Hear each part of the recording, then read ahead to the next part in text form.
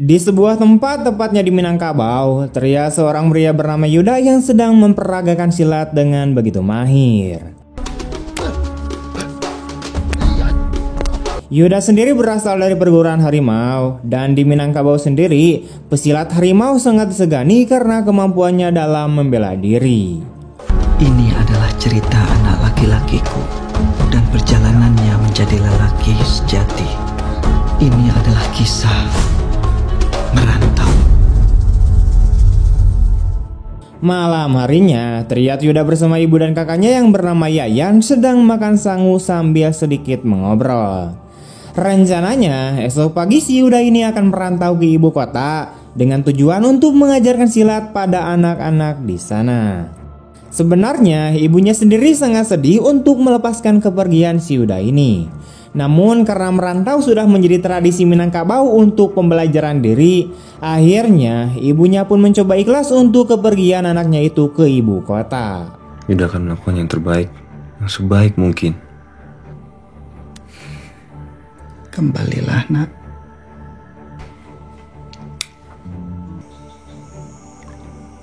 Esok harinya saat perpisahan tiba, nampak kesedihan tidak bisa dibendung lagi atas kepergian si Yuda ini. Namun Yuda berjanji pada ibunya bahwa dia akan kembali dengan keadaan baik-baik saja. Ibunya kemudian memberikan sebuah kalung peninggalan ayahnya agar senantiasa dimanapun dan kapanpun ayahnya selalu ada untuk menemani si Yuda. Jaga diri baik-baik ya.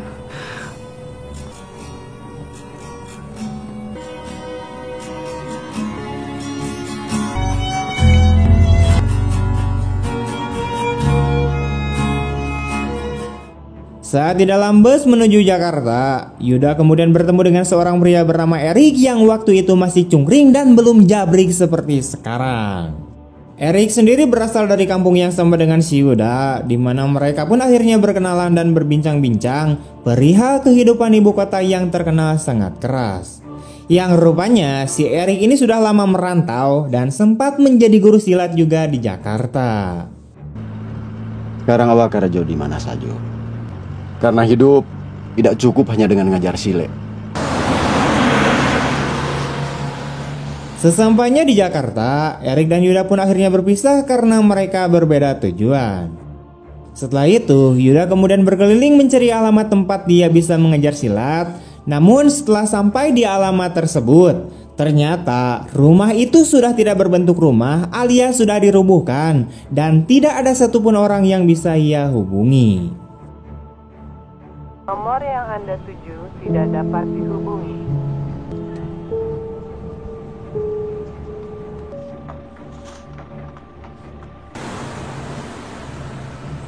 Akhirnya karena hari sudah larut dan dia enggak bawa duit banyak gitu ya, dia pun akhirnya memutuskan untuk tidur di dalam pipa proyek.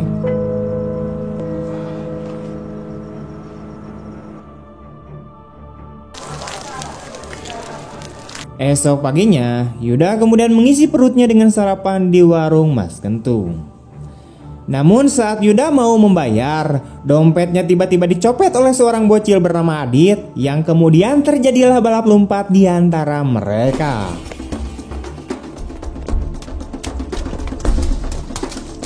Beruntung si bocil itu akhirnya terpojok, sehingga Yuda bisa mengambil kembali haknya yang direbut oleh siluman bocil Tongeret. Enggak lah, mana ada saya? Gimana kalau kita bagi 50-50? Makasih.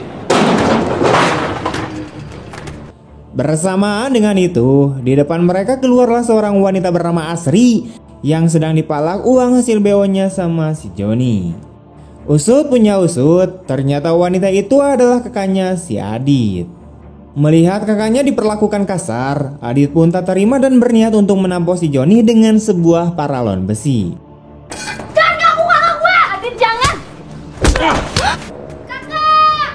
Namun upayanya itu berhasil ditakis oleh si Joni. Sementara itu, Yuda nampaknya geram ketika melihat seorang wanita disakiti, di mana maka dari itu dia pun ikut campur dan sedikit meringkus si Joni supaya ia mengembalikan uang yang bukan haknya pada si Asri.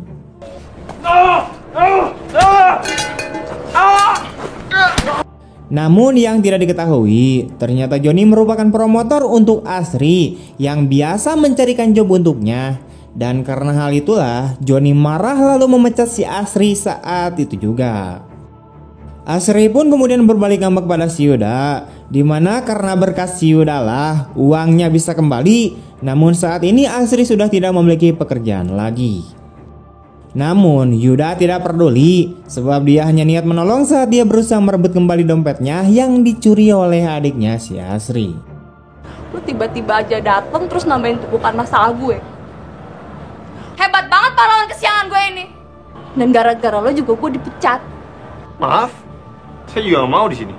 Saya udah dapat dompet saya balik. Kak, jangan. Kakak lihat sendiri, Kak.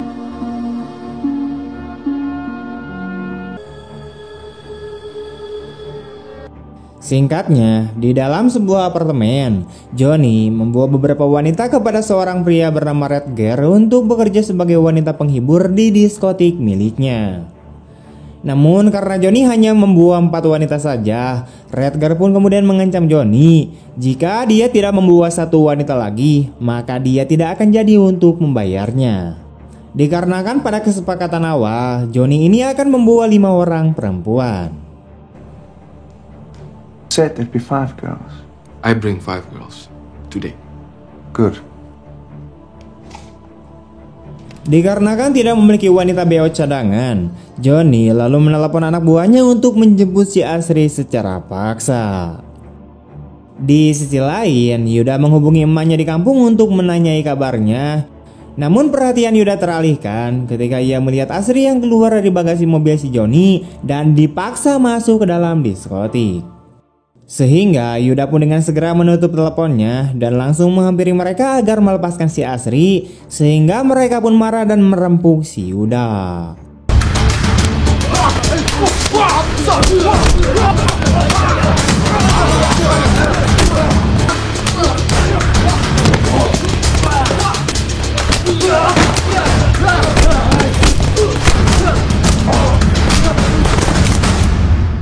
Tak disangka, Yuda pun berhasil dilumpuhkan oleh anak buahnya si Joni, di mana kemudian ia memperingatkan si Yuda agar tidak ikut campur lagi. Sampai ketemu lagi, Jagoan.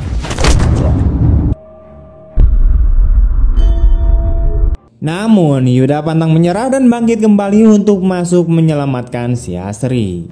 Namun sebelum itu, dia harus ngadu fisik kembali dengan anak buahnya si Joni.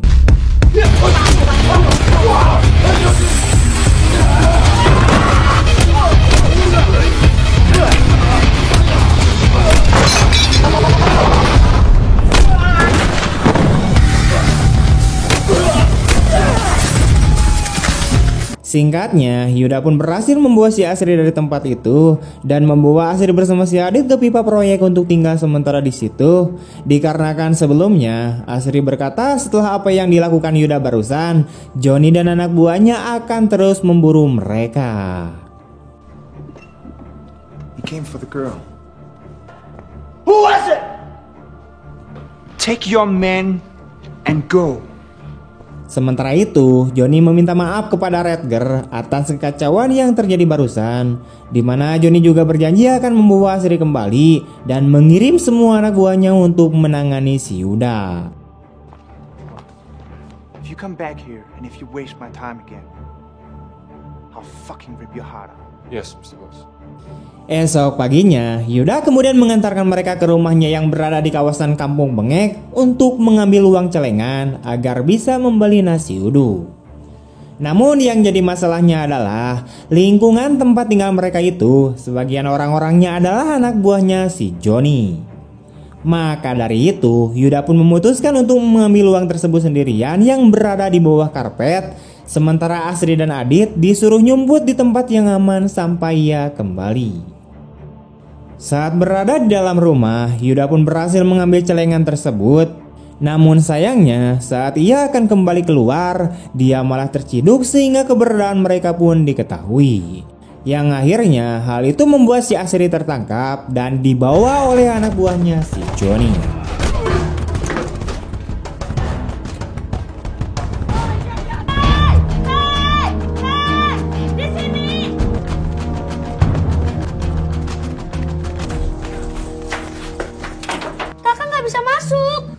Apapun caranya kakak pasti balik ke sini.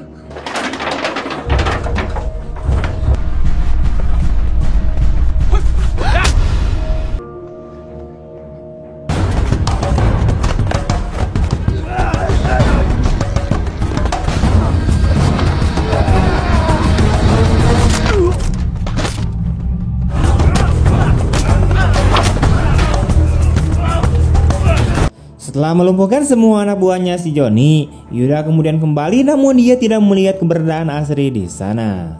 Adit lalu memberitahukan jika kakaknya sudah dibawa pergi ketika ia bersembunyi tadi. Setelah itu, Yuda kemudian kembali ke diskotik dan mengamuk di sana dan lalu menghajar satu persatu para penjaga di sana.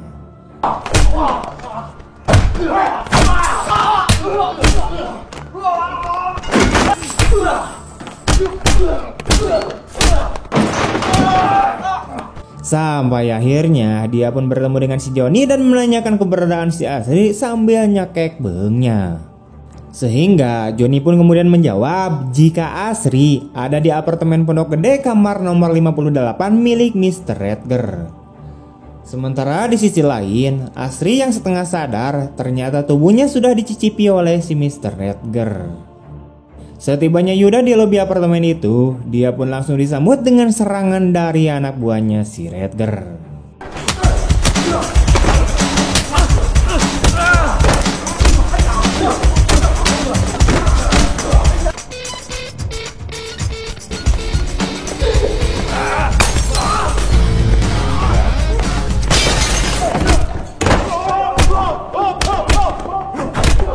Namun Yuda berhasil melumpuhkan semua anak buah si Redger, di mana Yuda kemudian kembali melanjutkan perjalanannya dengan naik lift menuju kamarnya Mr. Redger. Namun sebelum sampai di lantai yang ia tuju, liftnya kemudian berhenti dan di sini kita kemudian dibuat terkejut karena Mamang Erik ada di sana. Usut punya usut, ternyata si Mamang Erik ini adalah pengawalnya Mr. Redger dan sudah pasti dia akan melindungi tuannya mati-matian. Jadi kamu yang mereka cari-cari, Yu.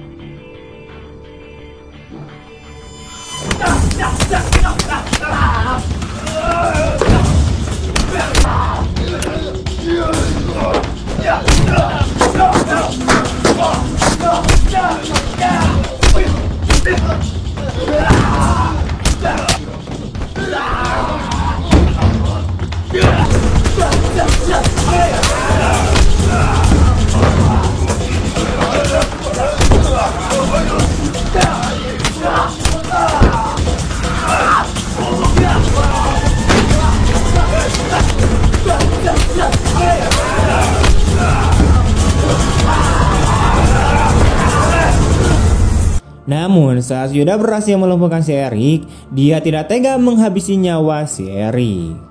Dan ketika sudah sampai di lantai yang ia tuju, Erik sengaja menjauhkan Yuda dari pintu lift dan membiarkan dirinya dihujani peluru oleh anak buahnya si Redger.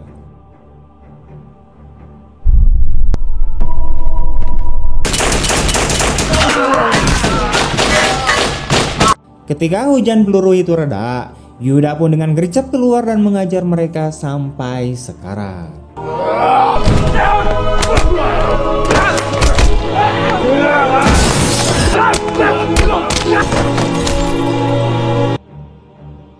Setelah itu, dia pun segera mencari keberadaan si Asri namun tidak menemukan orang-orang di dalamnya. Yuda kemudian turun lagi, di mana ia tidak sengaja melihat si Asri yang dibawa di dalam sebuah mobil. Kemudian Yuda pun mengikutinya dengan bergelantungan di belakang mobil itu. Hingga tibalah mereka di sebuah pelabuhan dan Asri dibawa ke dalam sebuah kontainer yang di dalamnya penuh dengan wanita. Dan diduga mereka akan diselundupkan ke negara tetangga untuk dijual. Yuda yang melihat hal itu sudah tidak tahan lagi dan memutuskan untuk keluar dari persembunyiannya hingga terjadilah baku hantam kembali.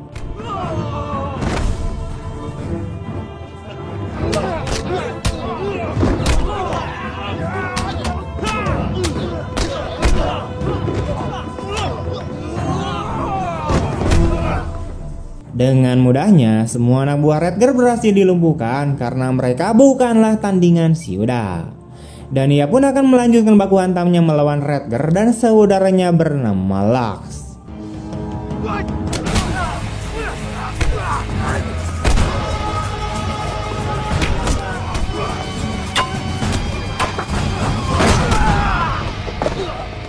Dalam pertarungan ini, Yuda berhasil membunuh Luck, namun dia hanya menghajar Redgar sampai dia sekarat saja. Yuda kemudian membuka pintu kontainer dan kemudian membebaskan semua para wanita yang ada di dalamnya, termasuk si Asri. Namun gak tahu nunggu apa, si kampret Asri ini dia lama benar keluarnya. Hingga akhirnya sesuatu yang mengejutkan pun terjadi.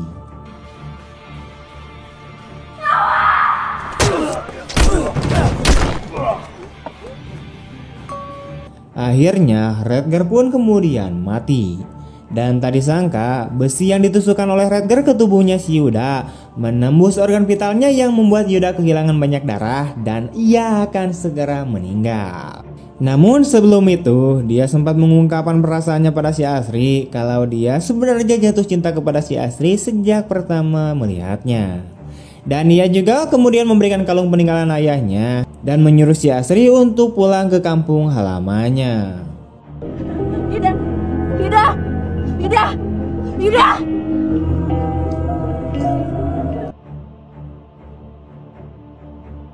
Di kampung halaman si Yuda, Asri kemudian menggantikan posisi Yuda dulu sebagai seorang petani, sedangkan Adit juga ikut bersamanya dan bersekolah di sana sambil melambaikan tangan akan berangkat ke sekolah. Tentunya hal itu mengingatkan si ibunya si Yuda ini kepada almarhum anaknya yang meninggal di perantauan.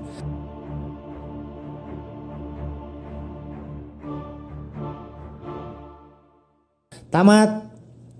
Oke, sekian dulu untuk video hari ini. Bagaimana tanggapan kalian tentang film ini? Tulis di kolom komentar. Jika kalian suka dengan video ini, jangan lupa untuk di komen, share kemanapun kalian suka. Terima kasih banyak telah menonton. See you next time and bye bye.